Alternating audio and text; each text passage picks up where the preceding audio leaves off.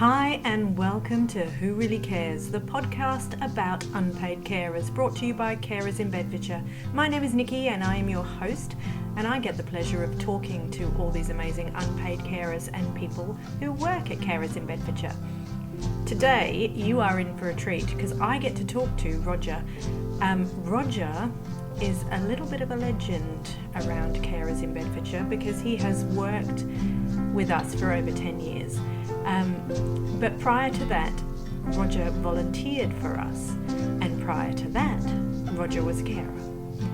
And he takes us through that journey today, from the beginning, when he started caring for his wife, to when she sadly passed away and he began volunteering as a former carer.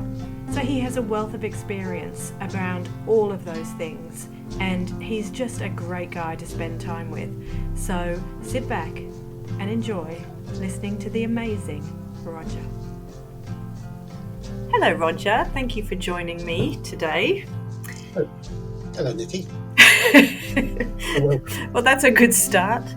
Now, we should explain that we do know each other. We're actually colleagues because we work together at Carers in Bedfordshire. But you've been there a lot longer than me. 10.5 years. 10.5 years. And your story is quite interesting because you started as a you first came to Carers in Bedfordshire as a carer. Is that right? No. Not exactly.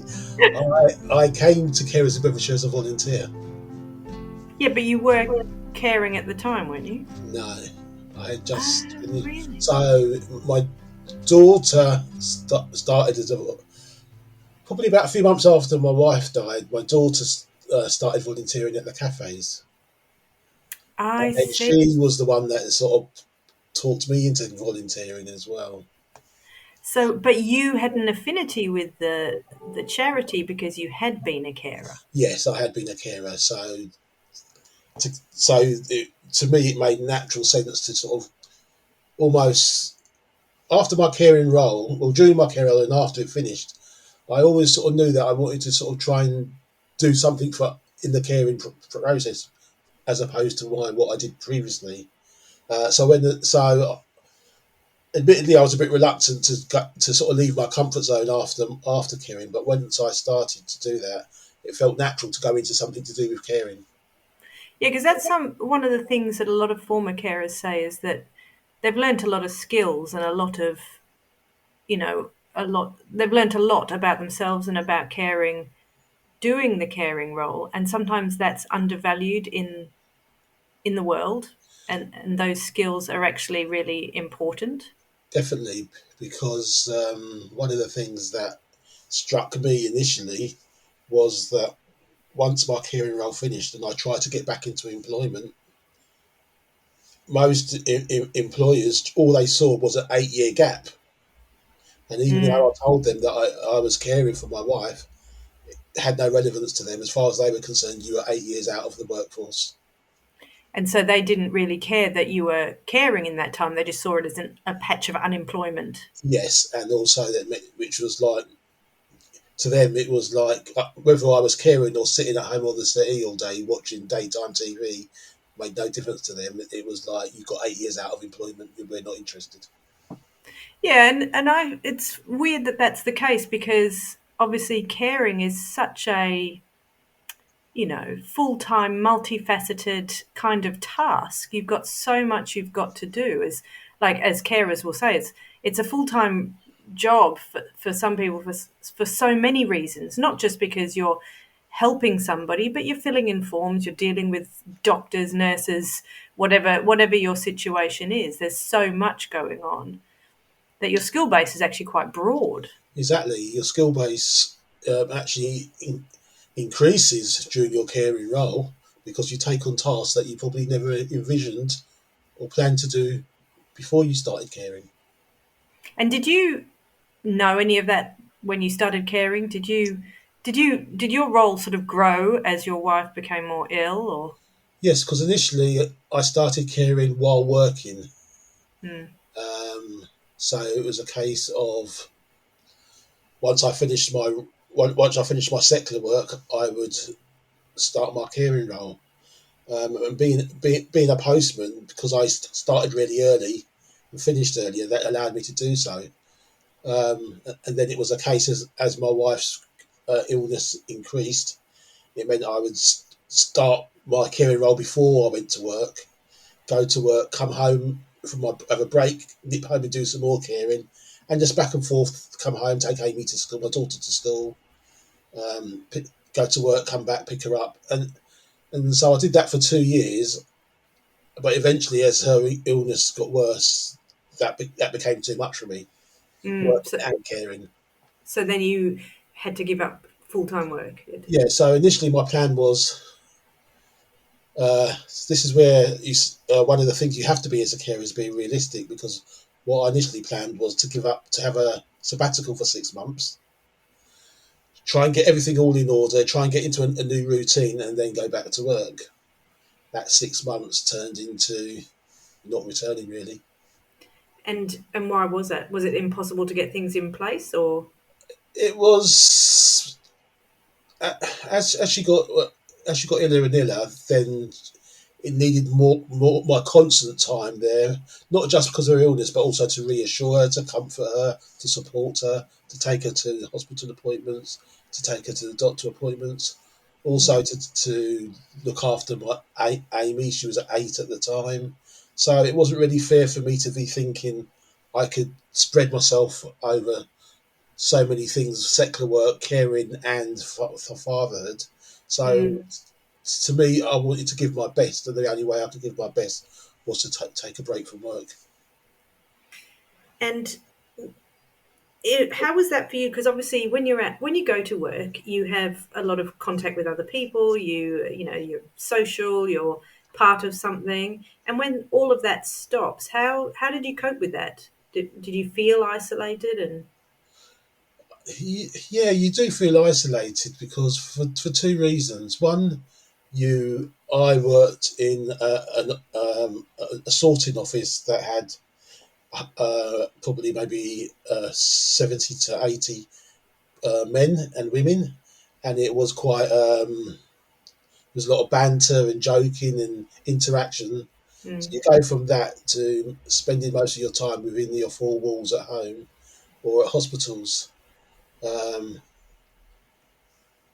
so yeah, so that was a big change, and also for even though I had this, friends and family, they don't. To me, they didn't really get my caring role. I think some people thought that I was just taking time off work to sit at home and watch daytime TV, and just make Sue a cup of tea and, and just give her tablets, and thought it was easy. But actually, it's quite an isolating role that you take on, and then plus because you're on your own, all your worries and so forth, you have no one to discuss them with really, and you mm. don't want to discuss them with the person you're looking after because you don't want to show them your concerns and worries.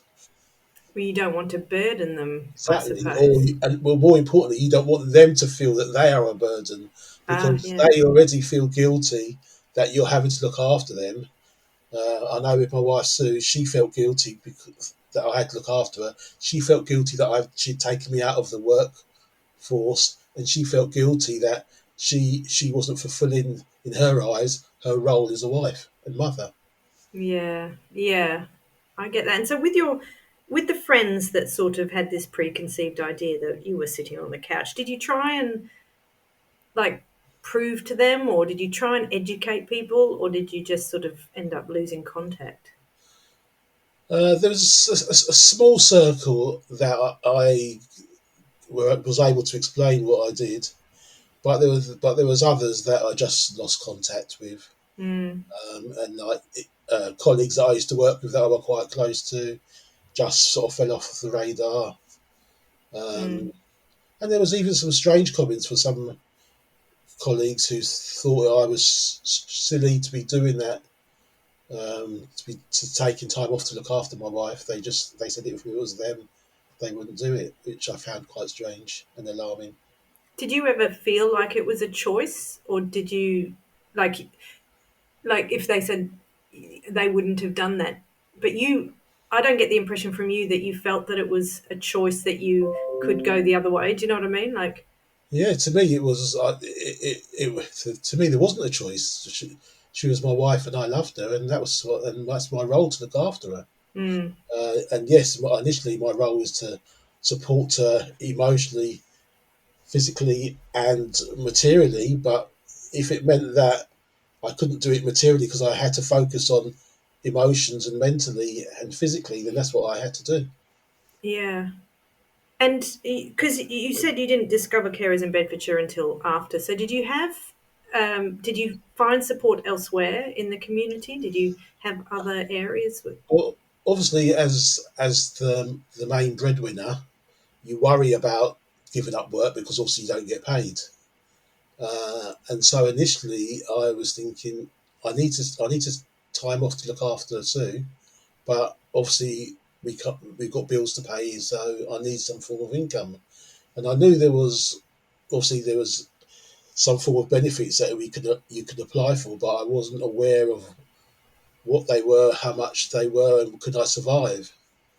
So I did contact carers in Milton Keynes, MK Carers, and I did go and see the equivalent of a benefit advisor Mm, there, and she told me what some of my options were, and obviously it was going to be a decrease in the money that I would earn working secularly, but after doing a sort of a little budget, we work out we could just about survive. So after that initial meeting, is that when I made the decision that actually I would ask work for a sabbatical to give up work for a little while. mm. But what about peer support or groups or anything like that? Did you find anything? After after about 6 months of looking after I'd given up work, I think I did get in contact again with MK Carers. Actually, I think they got in contact with me, and they offered uh, some some form of peer support in a group situation that I went to several times. There was some one-on-one sort of support, and there was some relaxation support as well, um, which occasionally I took up. But my circumstances with Sue was really I couldn't really leave her very often, so I didn't really have the chance to fully engage in all their support going. Mm. Must have been really difficult to have that massive change in your lifestyle from going from working to full time caring. It was a massive change, but it was a change that I was happy to do because obviously I want to do the best for her. Yeah, I like that. I like that there's because sometimes people speak about caring as if it's a burden, but I have also spoken to a lot of people who think of it as a gift in a way, and I feel like you fall on that side of the cat the Yes, I yeah I do. I remember writing an article for our magazine. Um, Probably might have to edit this bit out. And I wrote an article about caring, and I said to them that although caring can be challenging and difficult, it can also be rewarding. yeah. And then the next time I went into one of my cafes, I had two carers come up to me really angry. The fact that I said, "How can you say caring is rewarding when it's so difficult?" And they started going on about their experience looking after their husbands with dementia.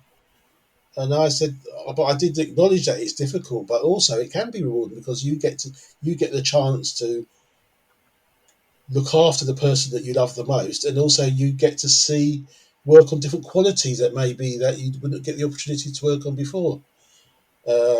But they weren't having it, and it made me and it did make me think, have I got this wrong? Because that was my experience, and I understand it won't be everybody's experience. I didn't say it Mm, had to be everybody's experience, but I felt that actually I stood by my words that it can be rewarding because as difficult as it was, those 8 years that I looked after Sue, I sort of cherish. mm, There was facets of our relationship that we sort of ventured into that we probably wouldn't have ventured into as a normal married couple. So it changed the dynamic slightly, yes, but to me it was still, I could put my hand on my heart and think that I did my best for her while she was here. I think And that, yeah, yeah, it was, yeah. I think that's brilliant. And I do, I mean, I acknowledge what those ladies said to you. And I think the thing about caring is it's that it's so personal, that everybody's experience is different. Yeah, Everybody is different. And so everybody's opinion of it is valid in a way, but it's your yes. opinion. Yeah, So, and if we're all honest, not everybody is a natural carer. no, that's true. For a lot of people, it's not natural to look after somebody else. If they say that if I was a natural carer, I would have been in that sort of profession. It's the same things with maybe like nurses and doctors and surgeons. If they, or even in our profession, if you want to help people, you're naturally drawn into doing that. But if it's not natural to you, it can be very difficult.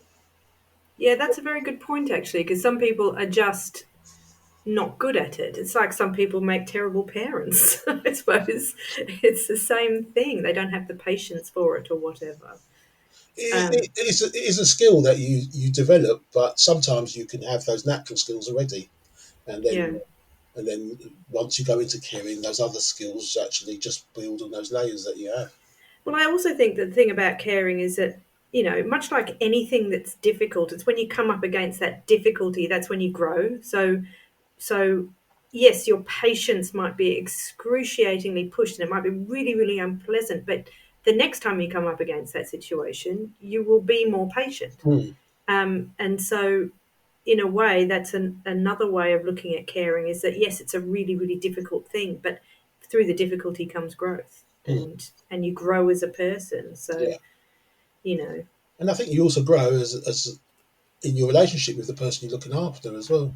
yeah, well, that's true. That's true. I mean, I suppose, if you're caring for somebody who's ill, it would in the sort of physical sense of the word, rather than somebody who's caring for somebody who's mentally like going through something like dementia, because I think dementia carers have a unique role in Hmm. that they're losing the person along the way a little bit.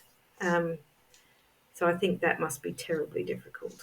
Yeah, but I think you still get those elements even if you're caring for somebody with a physical health condition.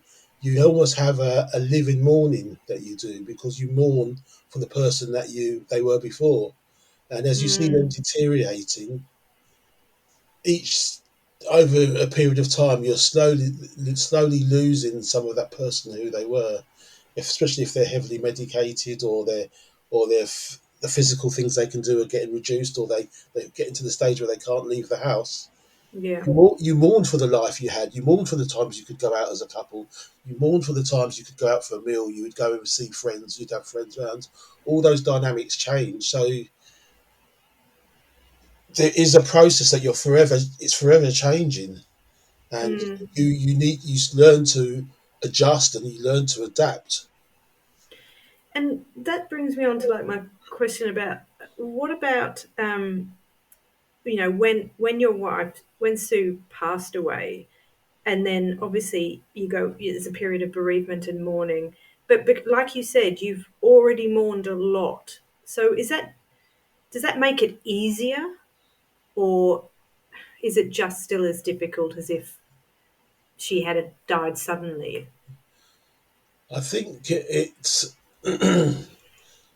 I think it's just the same. Yes, you started mourning for the things you had, but also now you are mourning because not only have I lost my partner, but also I've lost my role Mm, because for the last 8 years my job was to look after her. So now there's a massive gap. mm, So you're sort of almost mourning twice. You're mourning for the loss of your relationship, but also it was like, well, what do I do now? I had a purpose, and now I don't know what I'm supposed to do. And you're dealing with that as well as your grief, and so it's just a big massive space left in your life. yeah, so that must be like feel like a chasm has opened up in front of you of what next. Exactly, because the only way I can describe it is that it felt like when Sue died, half of me died with her. It took because she was a big part of me, so I lost up some of my identity, and that affects your confidence going forward. Um, your confidence dealing with other people, dealing with old friends, dealing with going forward in the workplace, just everything. It just rocks your confidence a little bit because you're thinking that you're trying to find your identity, who you are. Because sadly, when you do care for somebody full time, you do tend to naturally put your needs on the back burner. Mm. I remember seeing somebody. I remember somebody asked me a few months, just about a month after she died, um, what do you like to do, Roger? And he was like, and I sat there for a little while and thought about it and said, I don't know anymore because all my needs previously have been put on the back burner. And so you forget what are the things that you enjoy or want to do because you never actually did that because you were focused on looking after the person who you looked after. So how do you go about starting again then? What did you do? I think first of all you start making those reconnecting with those sort of friends that you had. Fortunately, I had quite a large friend base of people who I associated with. So I started building those relationships again, those that needed building. And although I didn't know it at the time, Amy, my daughter, getting me into volunteering was probably a godsend because it got me out of the house more. It gave me mixing with other people who weren't part of my inner circle. Um, and that also, volunteering gave me that purpose that I was missing. That's great. That's great to hear because obviously people think that volunteering is it's usually the perception of volunteering is usually that you are doing something for somebody for Yes. free, Yeah. But you're describing it as a way of, well, actually, it's saved me, it helped me. Yeah. Yeah. Definitely. I think yes, you do give of your time and your energy, but you get something back as well. Mm, that's great. And so from volunteering, then you started working at Carers. Yes. So after volunteering for about a year, a post became available, and I was fortunate enough to get that post. Yeah. But you were, I mean, I think we've talked about this between us before, but um, you were such an asset to the organisation because of your caring experience, which goes back to where we were at the start, which was the skills that you learned made you valuable to other carers. Yeah. I think as a carer, when you're trying to explain to somebody about your role and they have no experience of caring, Mm, they can have sympathy, but I think they sometimes lack the empathy because they can't really put themselves in your shoes because they've hmm never done it. So I think when you're trying to help somebody, and first of all, if they know that you had come from a carer's background, or as you're listening to them describe to you what they're doing or what's happening in their life, you can actually feel what they're going through. You actually know what they're going through as well, and that just allows you to sometimes just we can't fix their problems. We haven't got a magic wand to fix their problems, but we can be there to support them, and mm, sometimes that's all they need. They just need sometimes a listening ear, somebody who understands and actually can feel some of their pain. mm. Yeah, I mean it's interesting because most people I've spoken to, that's kind of what they want out of us as an organisation. More than, I mean, obviously there's the practical support Yeah, of, how to get the benefits and all those other things we offer. But often the thing that they value most is a listening ear and that empathy of I need somebody to talk to mm, just to offload. So somebody with your experience is very valuable because, like you said, you've got the added empathy. Yes, and I think people recognize when people see that if you've got that in you, people see it and they gravitate towards you and they open up to you because I think one of the things is as a carer sometimes you're scared to share how you really feel because you do get days where you get frustrated, you do get days where you're angry, um, but not angry with the person you care for, but you're probably angry with their condition. But you can't really always express that. So to be able to then be able to open up to somebody who you trust will understand and not be judgmental, that is so important. Well, there's that, we talk a lot about carers' guilt and stuff like that, which, like you said, a lot of people wouldn't understand unless they are a carer or spent a lot of time around carers, which is, it's such a complex thing, carers' guilt, because you know, it's so multi layered. Yes, definitely. You feel guilty for so many different things. You feel guilty for they're the ones that are suffering, not you. Yeah. You feel guilty that the days where you do maybe feel to yourself, I don't want to do this anymore, or I need a break. Just for thinking, you don't say that out loud, but just for thinking it, you feel guilty. You feel guilty that thinking that you could do more, but maybe physically or mentally or emotionally can't.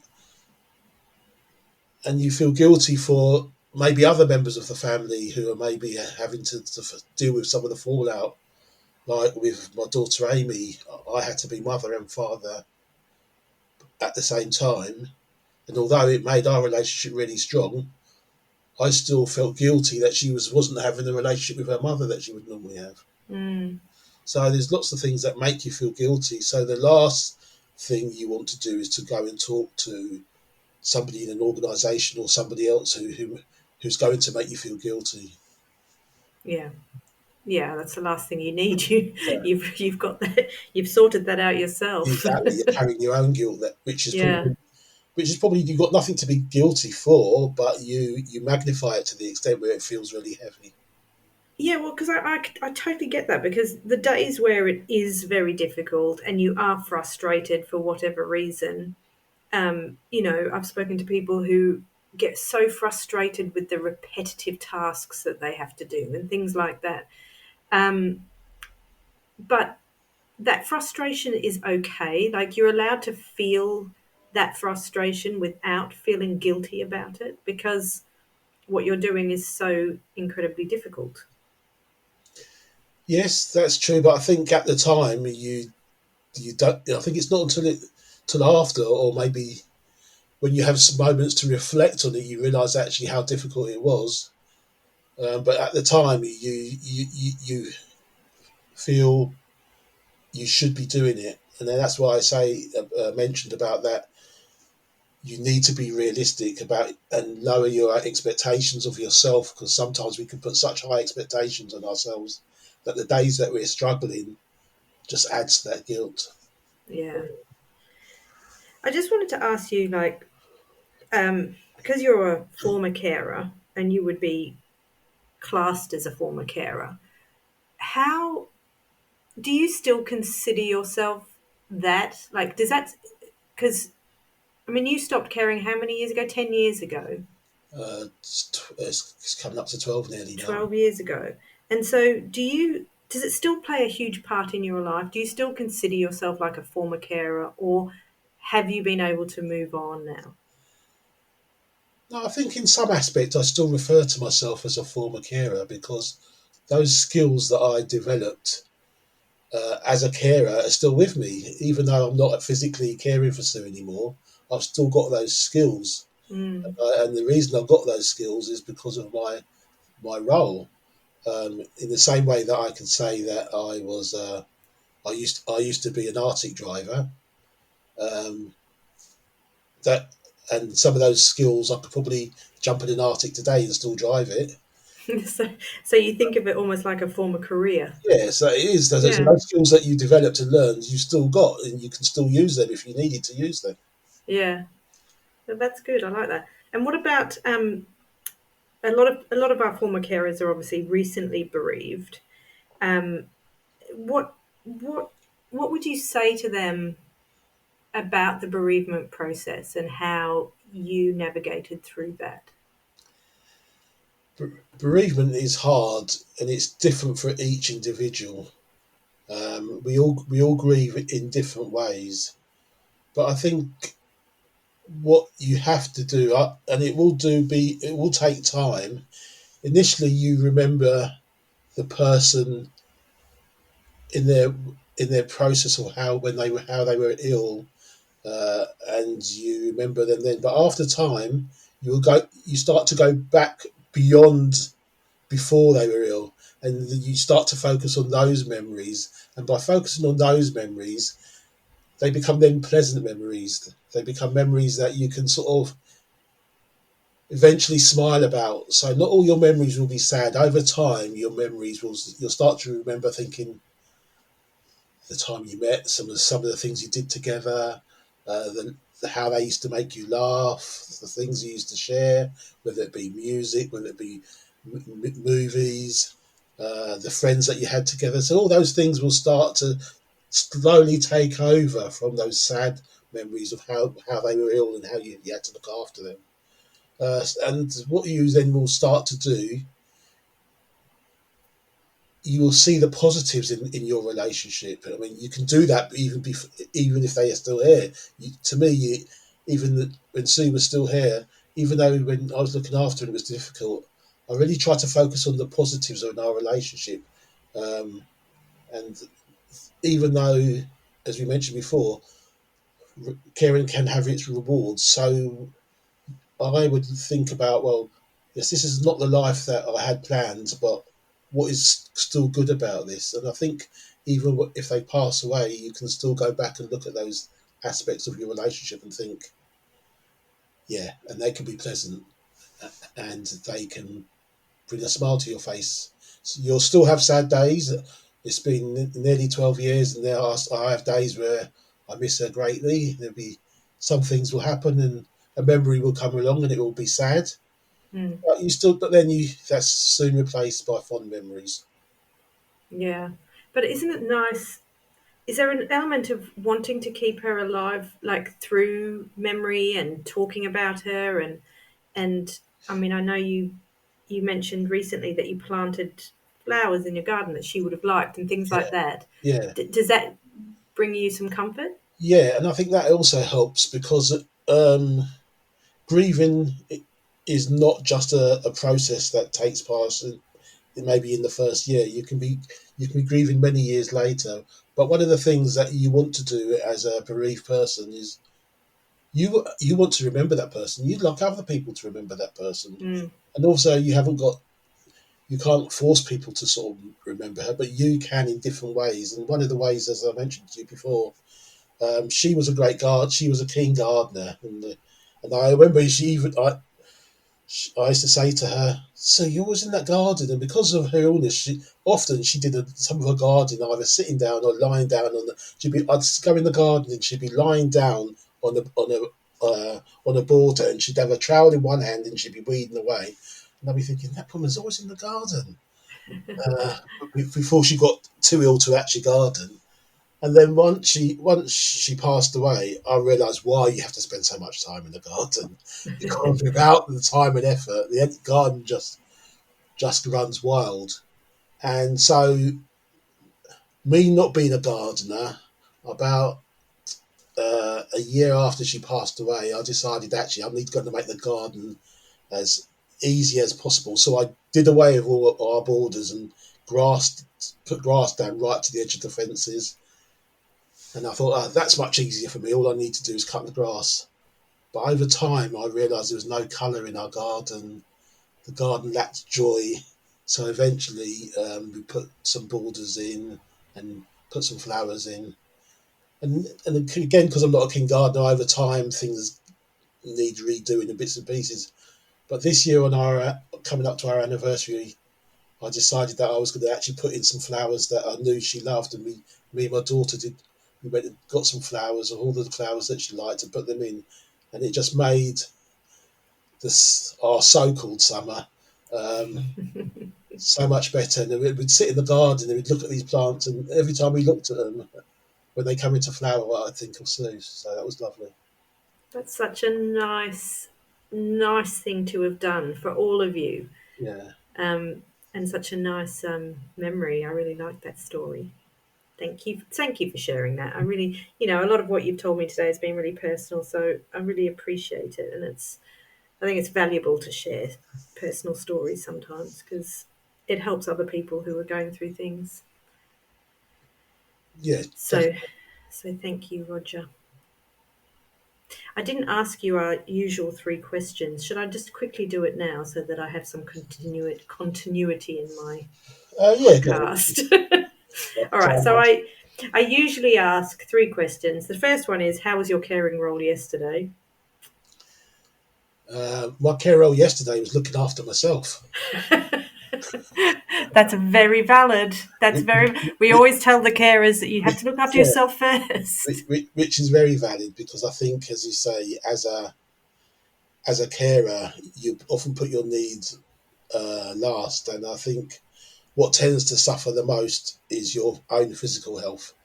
I ain't got time to go to the dentist. I ain't got time to go and get my eyes tested and go to the opticians, because all you're focusing on is the person you're looking for's needs. And so, now that is my daughter's now 27, so she can look after herself. So now my caring role is to try and look after myself. Well, that's really positive. Good answer too. I like that. Okay, the second question is, what do you know now that you wish you'd known at the start of your caring journey? I think one of the things is, I think I might have mentioned it before, is that it is actually good to share how you feel. If you've got a close friend, or you've got a family member, or if you've got an organisation who offers you support, talking is so important. Bottling everything up inside, your frustrations will spill out, and the last place you want it to spill out is in front of the person you're looking for. Yeah.